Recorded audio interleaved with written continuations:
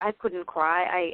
I still went on with my life. Like, I still went to school. I still went to my job. I still had my grades up. Like, I still was functioning normally until 3 months after I realized that something was wrong because my hands and legs were going numb. And I started crying in public for no reason, and I just really didn't understand myself. So one day I decided, okay, there was a free therapy counseling center in my school. So I decided, okay, maybe I need some help. I don't even know what's going on. So I walked into that therapist's office, and I'm so glad I did. If not, I probably wouldn't even be alive today because I did have suicidal thoughts afterward. But so I walked in, and the therapist was actually really shocked because I was functioning normally in my daily life. So he explained that what was going on with me was I'm not letting my feelings out or even acknowledging them. That way, that's how I was able to function normally. And he said, you can do it for a while, but you won't be able to when your anger and rage and all the feelings start coming out. See, the thing is, like, all these feelings need to find an outlet. They will come out at some point. Even if you force them down, if you think that, oh, this was a really painful incident, you're not going to think about it so you can forget it and move on. There is no forgetting. I truly believe that, because you can't just forget something and move on, because it will eat you up, later on. That's why I was getting all these the physical numbness.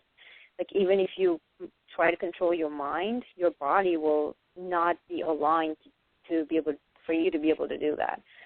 So then I kind of understood a little bit about, okay, what was going on, and then I started crying uncontrollably when I was alone, like even when I was walking to the bus or, in class. But I wouldn't cry in public with somebody. Like I have never cried in my tube, so that was kind of shocking to him as well. And so what I figured out was it's important to understand you as a person. So what I did was try to understand myself and my outlet. So what I learned about myself was that I needed time on my own to be able to let it out. So I found time to cry, because I can't really cry with a friend or someone close to me. I just can't. That's just me. Somebody else would be able to do that. And also one other important thing that I learned was that other people can actually, comfort you, would tell you, oh, don't cry, it'll be all right and all that. But that does not, if you go through trauma as severe as rape or sexual abuse or any sort of abuse, another person telling you that it will be okay will never be okay until you as an individual try to understand it from inside you, and acknowledge it. So what I did was I actually, after multiple sessions of therapy, I actually wrote down my entire story with every single detail, where it happened, how it happened, what happened, what I felt, who was around, and even the description of the clothes I was wearing. It was, if you can acknowledge that this happened to you in so much detail, and then what I did was I actually burned the paper. I felt so light afterward, and it's a physical lifting, and also it's the mental lifting as well. I felt light in my heart, and it just, because if I were to just forget it, it would keep coming back as a memory. I felt like I was holding on so tight, because I couldn't report to the police at the time, because I was in so much shock. I knew that if I were to report it, I would have to go to court, and this would be my life for the next 1 or 2 years, or I don't know how long it'll take to prosecute somebody. So, and my only goal in the United States at that time was to graduate. I was doing a very hard major too. I mean, engineering wasn't easy, so I really I didn't want it to destroy my career, and also I was an immigrant, and there are immigration laws that hold you, but I did not know that. I didn't know the law enough that I could have actually reported the crime. So I was holding so much inside my brain, like even if I wanted to report later, so I was holding on to all those details in my head. So what I did, and then the therapist made sure that, they gave me all the information if I wanted to report, but I said I can't. If I did report at that time, I wouldn't have survived as an individual, as a person, the person I am today, because I had to heal myself first before I could put anybody else in jail, or I could take revenge or whatever it is. So, okay, my question is this for you here. Did you have a friend with whom you were able to share and trust this friend, or you were alone? You were just building this hurt inside yourself? Did you have somebody to talk to? After about a month, actually no, I think it was about 3 months, I had one friend that I spoke to, but I couldn't get anything from a friend, like any help, meaning like they were there for me, but I knew like somebody else telling me that it'll be okay wasn't good enough for me. I had to figure out by myself what it was and how I was going to accept the fact that this happened. So yeah, I had a friend, but I wouldn't say it was the friends. I didn't expect my friend to make me feel better. So that's why I went on my own journey to find what I could do, actually. Because usually the therapists ask you if you have a friend you can share and you can allow the work which you have been, piling up during the whole time. And in this kind of situation, you need to surround yourself with all of your closest friends and just feel their love, and it's kind of help heal what's going on, and they can understand you, and it helps. So that's why I'm asking, did you have somebody? Because it's devastating to be by yourself. Honestly, I mean, I was alone in the country, and I had my brother was in college with me at the time, but obviously I didn't tell my brother at that time because it would have been because he would feel sorry for me, and I didn't tell my family at all at the time. But I did have friends. It was just I wasn't surrounded by friends at all at that time. I couldn't handle myself around friends at that time, so I was pretty much alone. I can believe me. Yeah.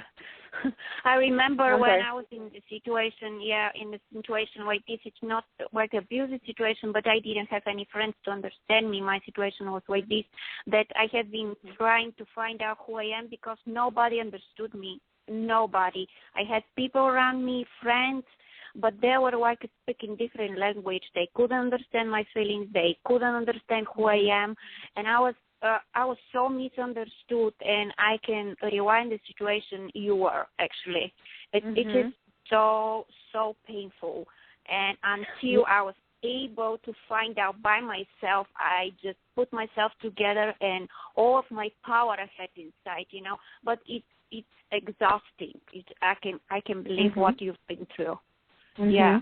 I have a question for you. How did you find yourself pretty much by yourself? Like, I know that, you said that your friends didn't understand you. I had the same situation as well. How did you come out of it? Actually, it was one day I was sitting in my backyard on the bench, and I was so lonely. You have no idea how lonely I was because I didn't have any direction. Nobody understood me. I was so misunderstood. I was so alone. You have no idea. And this voice came and the process of writing my book actually helped me to unload the pain I was. And as soon as my book was ready and I published the book, these people came, authors, the same souls as me, and they helped me see that there is nothing wrong with me because I was going into this situation that I was thinking there is something wrong with me, why I don't fit with these people around me, why I don't understand them. It was like speaking different language, and it was really hard for me even to find out who I am, and what is the purpose. The purpose in my life, it was so much luggage. You have no idea. I was crying, and I was going like I thought there is something really wrong with me. Right. We have very, very similar backgrounds. Yeah, definitely. I've been there too. That's when I feel like I completely agree with you saying that you feel like you're speaking a different language. So what I learned was that once you go through something as brutal as abuse, it's almost like you're a different person and the world around you wouldn't understand. So you would have to kind of make a way to. You don't have to explain themselves to you. Explain yourself to other people. In a way that they would understand. If they don't understand, then, it's up to them. But we still have to live, right? So, and also what I noticed is that people expect a logical explanation, and if you don't give them a logical explanation, it's hard for other people to believe. So I have stopped. Honestly, I've stopped explaining myself to anybody lately, not even my family. I don't, because I truly follow my gut, and actually one of the few times that I haven't followed my gut was when I was in trouble, when I actually did go through the abuse. Now I have practiced meditation a lot and done yoga, and I know you do yoga too, right? Yes. Yeah. It actually helps you awaken yourself to you. I think as people, as individuals, we have all the power, the energy, the friends and love, all the feelings, and pretty much everything you need within yourself to survive.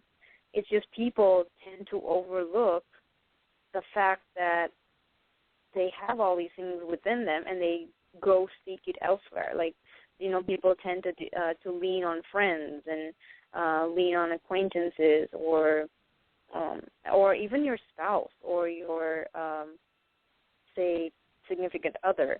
You rely them to make you feel better or solve your problems, which won't makes you very needy, Yeah. Which is not a good thing. It's not a good thing. And even if you're needy, I think as human beings, we are needy. We all are needy at some point. But there are ways, I truly believe that there are ways that you can fulfill your own need within yourself.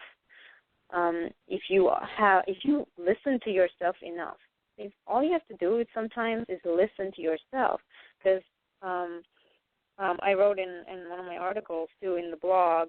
If you haven't checked, it's on victimtowarrior.com, that sometimes all you have to do is listen to yourself. And most of the time, the attention that you need, it could be from yourself, and you don't understand it enough because you don't listen to it.